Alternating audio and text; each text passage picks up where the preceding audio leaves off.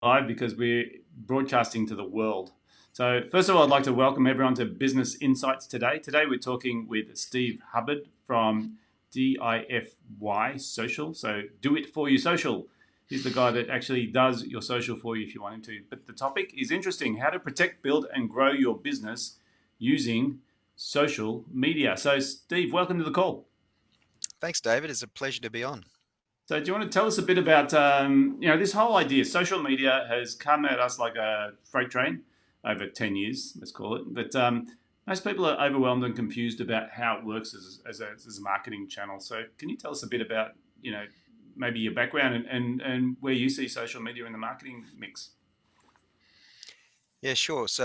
Well, from a background point of view, I got involved in social media about 10 years ago as a consultant, having done a master's in marketing at Monash University. So it just happened to be that social media was starting to be talked about as a vehicle for marketing, Mhm. albeit it was looking at the time how brands would use it. Most marketing qualifications usually look at brand marketing. Yes. Um, and yet, realistically, social media is almost tailor made for the small business, because it's far more relational, right? Yeah. So the way I've always looked at social media marketing, it enables us to win from David up. So, in other words, the local person Yeah. to the local business office to the brand, whereas typically marketers win from the brand down. And so, yeah, realistically, having studied a master's in marketing and thinking I was going to go and become a sports marketer working for the AFL or Gatorade or something along those lines, I found myself involved, albeit that I did in their last year as being Melbourne Tigers. I did work with the Melbourne Tigers, the NBL team, and I did have a software for social media working with GNC Livewell, which is a very big brand as well. Yeah. But then someone involved invited me along to their local business network meet, and they said, "Oh, you should come along." They knew I'd done a master's in marketing. They said, "We do referral marketing," and I'm Yeah. like, "I've just done 3 years of a marketing qualification. I've never heard that topic." But anyway, went along. BNI, which you're familiar with, has a lot of small business owners involved, and so then I found myself helping a lot of small business owners with their social media, and I think probably just to finish on that, I guess it's really important. When I think social media, I think the six main channels, Yeah. right? So social media, I'm talking about Facebook, king of. Facebook owns Instagram. Yeah. You've got Twitter. Elon Musk now owns Twitter. And who knows where that's going to go. You've got LinkedIn, and Mm. that's both your LinkedIn personal and professional profile as well as your LinkedIn company. Yeah. And then you've got Google, which had a failed go at social media when they had Google Plus, but then a few years on now with the Google Business Profile, you can now post updates through your Google Business. Mm-hmm. And then Google owns YouTube, and so where video is so important nowadays, particularly around social media marketing, it's important to have your YouTube channel as well. And so, and I'm sure something like this today, David, you'll be putting this back on your YouTube channel. So yeah, they're the six social medias. Clearly, the newest in the game is TikTok. And again, TikTok, I would say for businesses not to fall over themselves necessarily with TikTok, Yeah. recognizing that it's a great way of creating content. But the reality is there's still nowhere near the numbers on TikTok by comparison to those others I just mentioned. Yeah, and I was really excited about today's session because social media has always been this behemoth to a lot of people because it's quite a big area, right? You just mentioned six big channels, and a lot of people are sitting Mm. there going, "Oh, we've tried it and it hasn't worked for us," or "We should do more on LinkedIn, and we should do this and we should do that." Where do people fall over when it comes to approaching social media as a marketing channel? What are the mistakes that you see most often? Yeah, well, I think the main reason, it's funny you say that. That is a common thing that people will say. I tried Mm. this or I tried that. I've tried Facebook advertising, and Yeah. often if I look at somebody and they say they've tried it, and I'll look at the page or I'll look at the copy they tried to use, and I say, "You tried using with that? That was never going to work, No. right?" So, Yeah. no saved audience, that sort of thing. Yeah. The way that I think probably the best way to start is online presence, is just to recognize. Mm. Each social media in and of itself is actually a templated website, Yeah. but it's not your website. So the way we typically do social media for our clients is that ensure all your content is housed on your website. Mm. So if you've written a book or you've got the latest blog or there's news, your services, all that sort of stuff, that should be housed on the website. Yeah. So the first thing is if you haven't got a comprehensive website with all your content, there's a pretty good chance that your socials are going to fall over, because socials, whilst they are templated websites, it's not really about the pages themselves. It's about the feed. And so what I often explain to people of our age and maybe 10 years younger and 10 years older, particularly, I Mhm. have this theory, right? Yeah. If you were 28 or single in 2008, then social media wasn't your time, right? So 28 in 2008. So basically, that's when Facebook sort of took off, right? But the reality is, what going back to that point, uh, what we do understand often is newspaper. A lot of people back in the day used to do local newspaper advertising, Hmm. or we talked about, say yellow pages. Yeah. Now, social media, if you understand how newspapers worked, then you understand how social media works, because Right. social media is all about news feed, right? And getting into the news feed of the target communities you want to be Yeah. seen by, right? Right. And so understanding that news cycle, depending on the channel, is generally 1 to 2 days maximum, right? So it's all about getting into the news feeds, and where people fall over is they're overly reliant on a social media channel potentially that may or may not have been set up properly, but Yeah. also is not perhaps integrated to their website. And so the website is really important in the way that we Yeah. do things, Gotcha. right? So Gotcha. yeah, so So, that would be what I'd say. so I look at it slightly differently. I look at social media as a party that you go to, and Mm. you meet lots of people, and you walk past them in the hallway, and they get to see you, you get to see them. And this whole idea of having a website is, well, if you're interested in talking to someone, or if you're interested in meeting someone, you actually have to do some level of introduction and formality.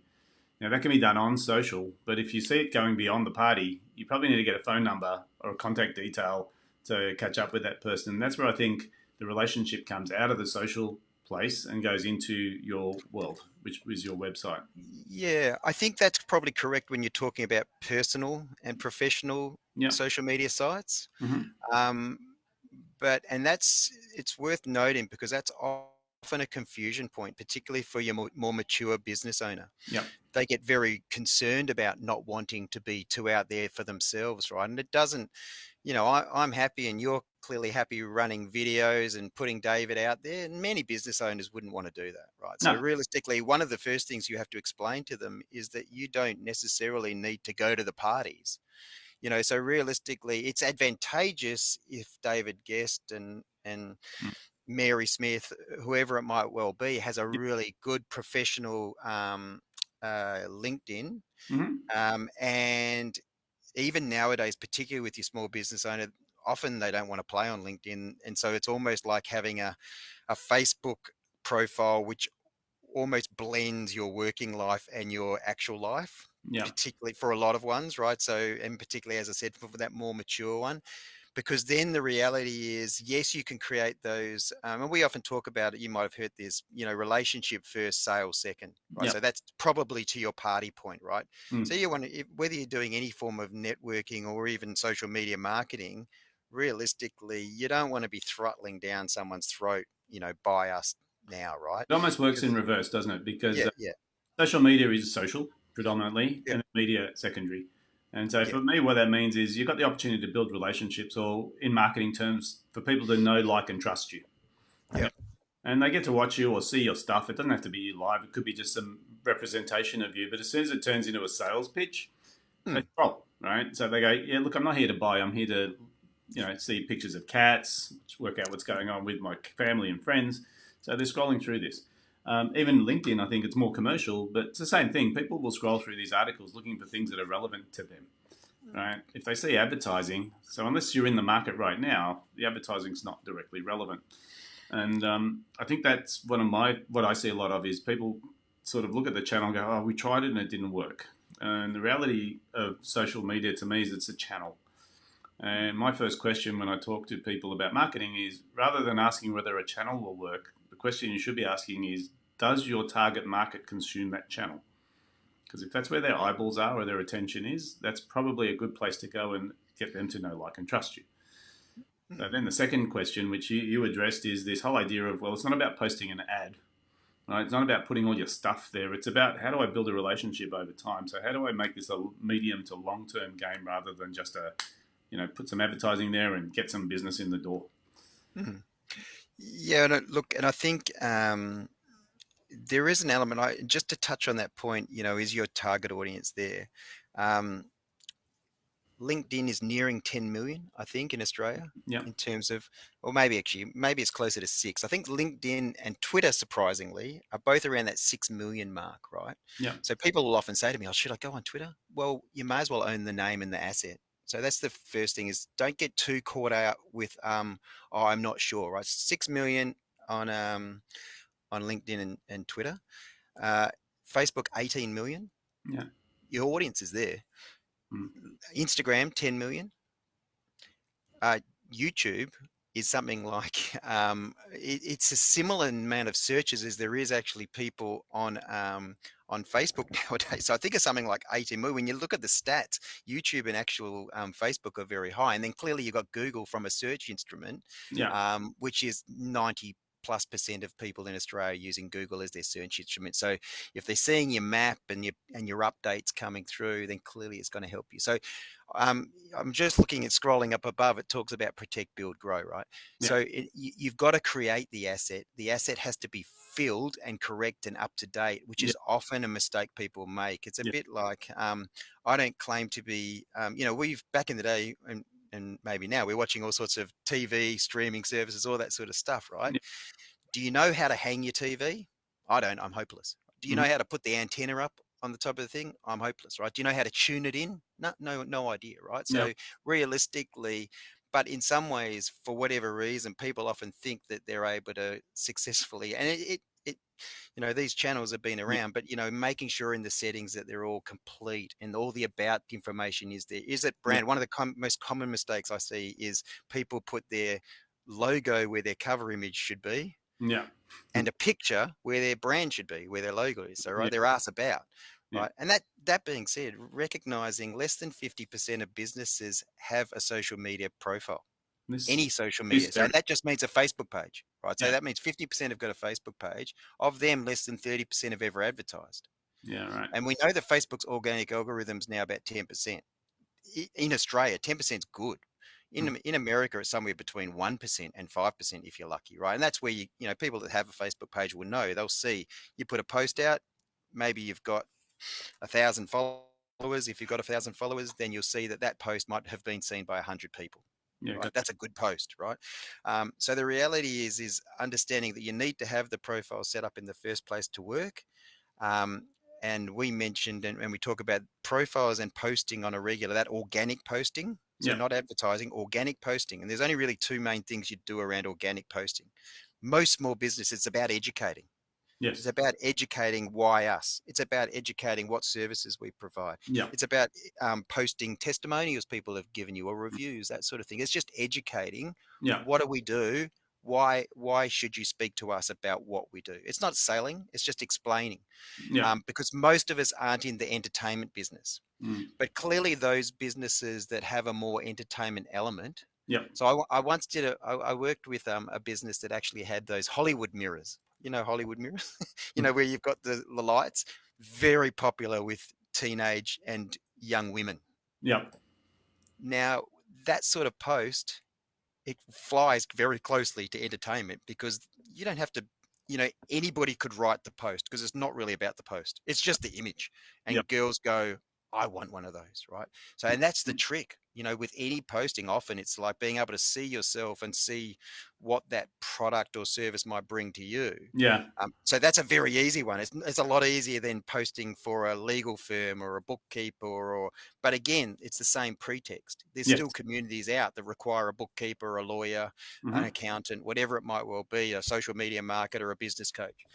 So the reality is it's explaining in your posts, educating why it is that you're somebody that they should have a relationship and talk to realistically. And this is a tough one, right? Because for most people, their propensity is I need to advertise on social media. So I need to pay for advertising that tells you who I am, what I do, and what my phone number is. And what you've just described is either a low ticket item, which is an attractive, like an image, which people say, I want that thing. So almost an impulse. And then you talked a bit about, well, a bookkeeper. Does a bookkeeper get on there and say, "Hi, I'm a bookkeeper. I can help you with your Xero, with your QuickBooks, and I can do your monthly your BAS returns for you. Bring me here." Or are they better off saying, "Hey, here's some unknown things that people should be doing with their books to optimize their tax return." So Yep. I've And always maybe been in that having business. someone, yeah, Yeah, and maybe someone that's used them as a testimonial might be a follow-up, yeah, behind that. Look, I would say there's an element of I mentioned before, so we only talking here about Facebook and Instagram advertising, right? So what we do know is that video works really well, right? We use a yeah, couple of and so to the point where people have said, I've tried this, I'm not sure it works. Often it's because they've tried doing a boosted post or a boosted ad, right? yeah, The reality is, who's it boosted to? You need to make sure that you have a saved audience. You know who you're actually sending that to. Are they? mhm, What's their age? Where do they live? What sort of information are they required? yeah, So it's very different. I've seen it's very different to Google Ads and SEO, right? So Facebook set up a manager platform where you're setting up very different. Yes, keywords are still important, yeah, but more so there's other aspects within Facebook that we're using. So there's three main campaigns that we use. So we use an awareness mhm, that just gets as many eyeballs on that video or image or that ad that you're running. yeah, The second one is traffic. That means getting as many people to find out further information back on the website. mhm, And the third one, particularly if we're wanting to grow a page, is just engagement. yeah, So if we're wanting to people to comment, that sort of thing. So any likes, comments, we can then invite them to follow. So then we're no longer having to. So you'll notice we don't ever do likes campaigns anymore, yeah, right? So realistically, we are always doing campaigns around educating to get awareness, traffic through, or engagement, so that yeah, we can then invite them to follow. So then we no longer have to really advertise because they're already seeing the organic post that we're doing across those yeah. pages. So Yeah, yeah. and I suppose this is part of the evolution. It was like a lot of the metrics you mention likes are vanity metrics. Mm, I'm more pragmatic. I'm looking for not only follow, I'm looking for engagement, and then from engagement we move into the next phase, which is sell by chat. So yeah. conversations, Yeah. and so we start looking. Well, okay, social media is not a place where people go to buy. They go to be social. They go to educate. They go there to sort of engage. And so when we're posting ads that are asking people to buy, I think we're sort of jumping the gun. We've had a few errors. We used to run events and try and advertise them on social media as, "Hey, come to our free webinar," thinking, well, it's zero cost. Mm. Surely people will register for this event. And what we found is no one registered. Yeah, events is a tricky one. You can, yeah, whenever I'm promoting events, I actually don't promote it as an event campaign. I Yeah, actually just promote it again for awareness and yeah, traffic yeah, through to an Eventbrite or wherever you've put it on your web page. yeah, So that's an interesting one. But it is, we shouldn't discount it, just so you know that Facebook is not generous organically. But since COVID, I used to say it's fair dinkum back to 2008 numbers, right? In terms of what they did through COVID, in terms of the reach you can get for your dollar spend, yeah, I can tell you they've never been more generous, right, right? So a $5 a day spend nowadays, yeah, if you were just doing an awareness, and you don't have to be a Hollywood Mirror business. If you're most professional services, $5 a day. As I said, we usually split that. We might duplicate it, awareness and traffic, but yeah, that is going to give you 10 to 20,000 reach right, at $5 a day over a month. hmm, This is, and in the hundreds, 5 to 600 plus um, traffic through to website. If you're just using those two campaigns within your ads manager, so it's very measurable. yeah, And people also, another sort of error is that's an ongoing thing, right? So it's many people within their target audience. We try and keep them, within a, if you like, it's still a haystack, but yeah, you want to make that haystack um, you manage, manageable, right? So if you've got quarter of a million people that you want to reach yep, within your target, then it may take you 12 months to get to all of those people, hmm, right? So at $5 a day, for instance, right? hmm, So there's not much point chopping and changing your ad the whole time. Harvey Norman don't do that, right? You want to get to all of those people that you think are within your target audience yeah, with the ad that you think is a well-crafted, you know, educational piece yeah, to get to them. And one thing that people might not, do you know the difference between reach and impressions? Yeah, no, but you're going to tell us. I'm going to tell you exactly. So often when people see that is in their reports, right? So or in insights, the difference is, and particularly in Ads Manager, reach is basically people seeing it for the first time. Right. And impression. Impressions, if they often engage with it, Facebook, the machine learning will put it back into their feed again. They'll get it a second and a third time. Hmm. So in other words, impressions is often higher. So your reach might be 15,000 for the month. Your impressions might be 25,000. It just means the same person more than once. That's all. Okay. Has seen that information. So, like what you're touching on here is this whole idea of measuring marketing, which is makes it accountable.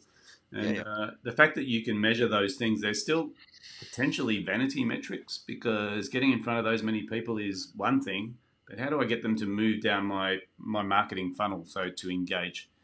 Do you I'm have any glad you've insight? asked that.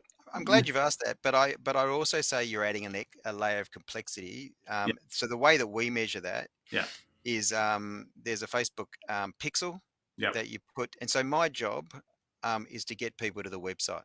yeah, And this is where I might have said earlier, your website is so important in our strategy that we yeah, use, because then on the website, if you haven't got strong calls to action, if mm, you haven't got a well professional website, I mean, I think a lot of particularly small businesses do let themselves down if they haven't got a refreshed, but effectively, if I can tell a client that, well, you've had, because I get it a lot, right? I don't think it's working. And I'll go, well, mm, that's strange because the pixel usually marries up pretty closely with the Google Analytics, right? yeah, I'll say, well, that's strange because 500 people have gone to your website this much and you're telling me you've only had 10 appointments or whatever. yeah, It's a bit like, well, maybe because to your point, it's not the call to action on the social media, because the call to action on the social media is to get them to the website. That's right. The next call to action is on the website. Yes. But as you said, is that the social media marketer's role? Well, So I would say I have a whole range of web developer and web designer type people that I can sort of refer people to yeah. make sure that that's better. Hmm. But clearly, at the end of the day, it's really important that the website stands up Yes. and does what it needs to do.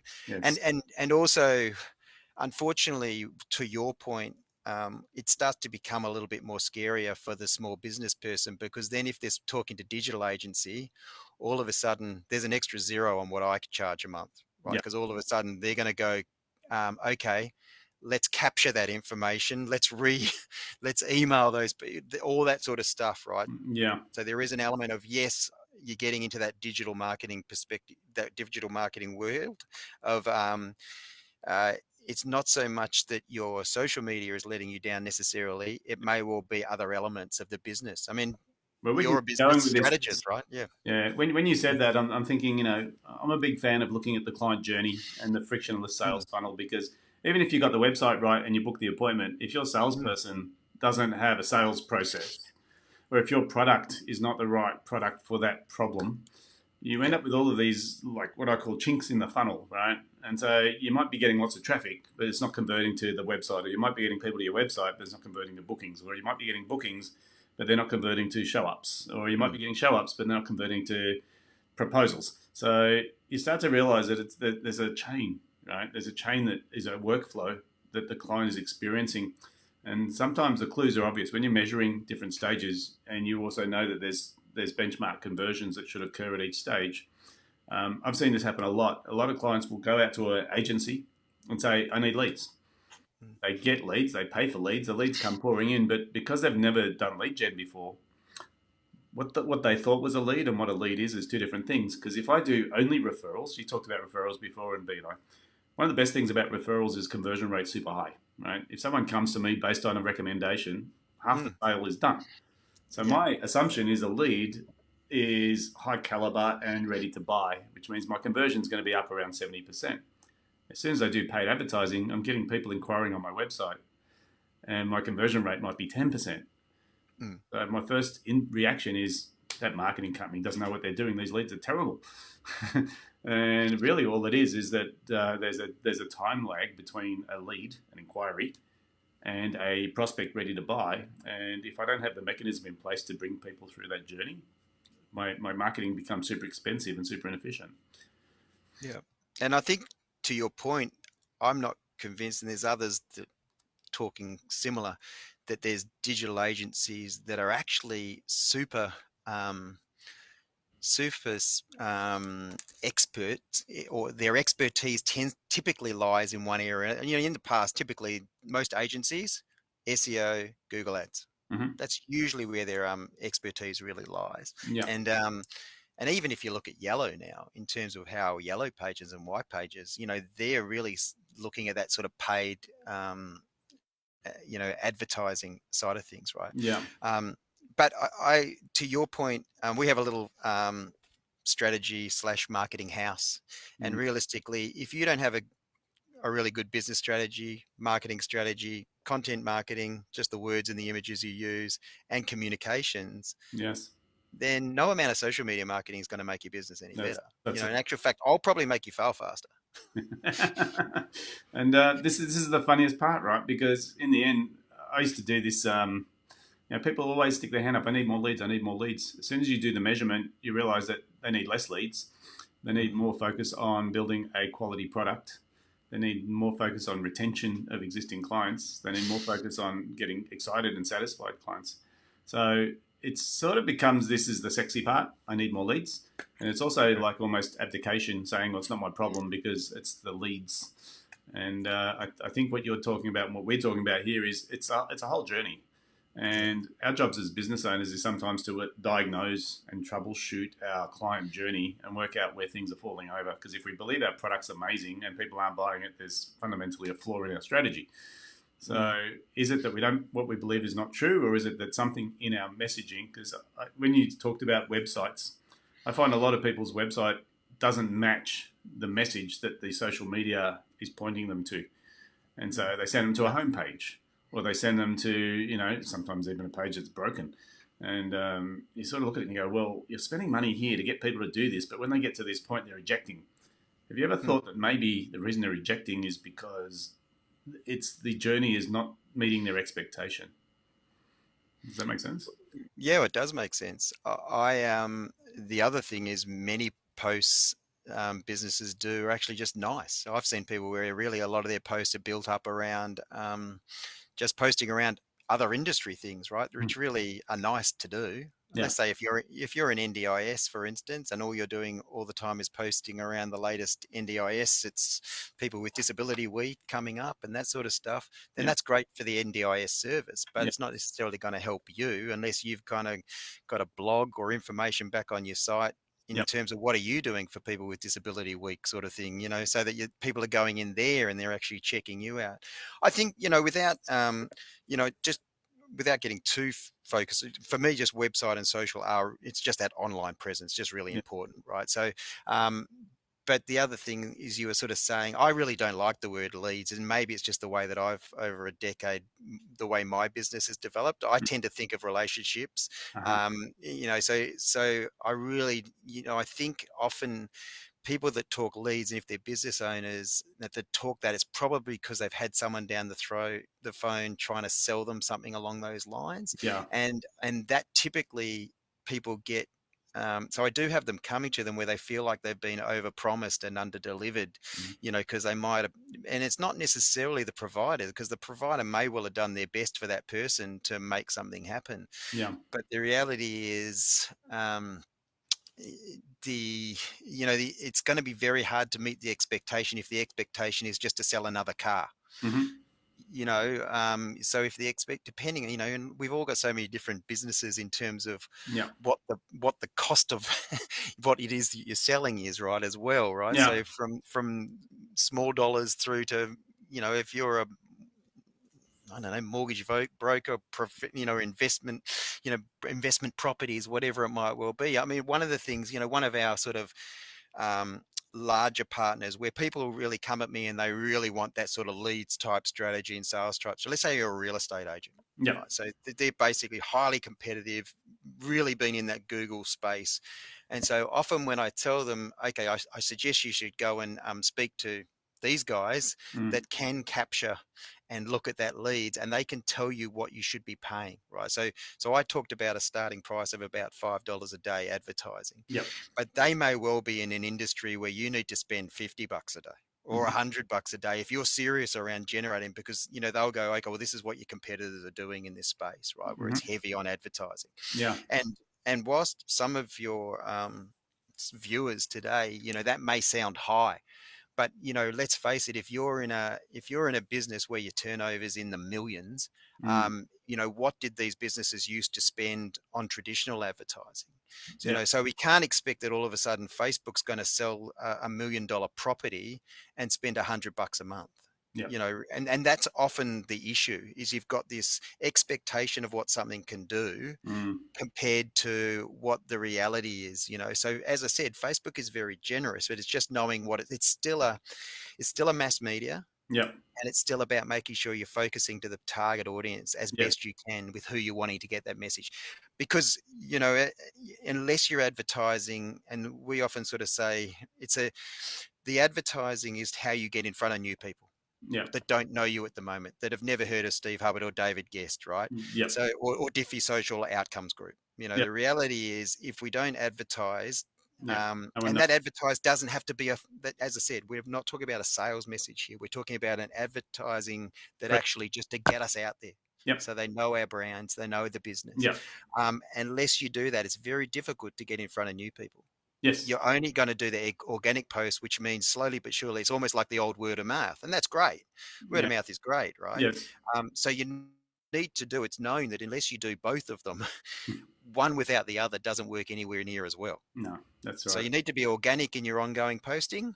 Authentic and organic, but also you need to be authentic in your advertising, and then they do match. It's a bit like you're saying, back to the website as well. So everything's integrating and working the way it should be. So you sort of, what you're talking about is the know, the like, and the trust components, which is really saying stop trying to sell stuff and just put yourself in front of the people that are in your target market, so that they get to know who you are, they get to like you as a person or what you stand for. And there's a little bit of continuity, so they go, this guy's actually a real player. He's been going for a while, And we've had it even to this very day. We've had people in our network after 15 years of being on our email that decide to do business with us. And it's like, that's the longest sales cycle ever. But the point is, at the time, they weren't ready to go. So were we wasting our time, or sending an email, is very cost effective to someone who has a relationship with you? Look, Steve, time is flying. I want to try and wrap up our conversation because we could go for days. But if we were going to summarize it, what would be the top 2 or 3 takeaways or key points that you would sort of give to someone who's really sitting on the fence with their social media? It's not working for them. What are the things they should be doing or looking at? Well, I'm going to probably just work on the well, firstly, any marketing communications, there's only 2 reasons to do them. It's like cricket, batting and bowling. It's basically, you want to retain the customers you have, which is what organic posting is actually good for. And you want to get new customers, which is where Facebook advertising is useful. It's about having completed comprehensive profiles, owning the assets. So ensuring that you own the assets and that they've been completed properly, right? And then it's about consistency. Consistency of posting schedule, consistency of message, and in terms of, that's not rocket science. So when we're posting for our clients, your information, you have that information, right? So in terms of there is information you can put to your social medias, which your target communities are going to want to read about. Right? They're going to want to know what the services you provide. You might have tips that you put on a blog. So if you've got a blog, if you've got service details, repurpose, put them on the social media, let people know. And that's not long form social media. That's 1 or 2 sentences. Tell people about it. Tell them where they can find out more, and let them know. Hashtags, actually, no, that's not what you're from a wrapping point, but don't use more than 3 hashtags. Okay. People of an older age see shitloads of hashtags where people are now posting to their Instagram first and sharing it to Facebook. 10 hashtags just makes you look like a tosser, right? It's a bit like, what the hell are you doing? And in actual fact, there's no comprehensive advantage in doing it nowadays. There's an argument that Facebook may penalize you by doing so many, right? It may still be okay on Instagram, but realistically. To wrap it up, make sure you're set up correctly. Hmm. and make sure you have a plan around your messaging, your posting of what you're doing. Yeah. So really important, and um, be strategic about it. In terms of Yeah. how you go about what you're doing. As I said, if nothing else, own your business name on the profiles. Yeah. Awesome. Yeah, Steve, yeah, this has been cool. amazing. I'm sure we can get chapter 2 of this going where we go into a deep dive. And I'm going to rely on people putting some comments in about what they'd like to hear more about because you seem to have this wealth of knowledge and understanding around.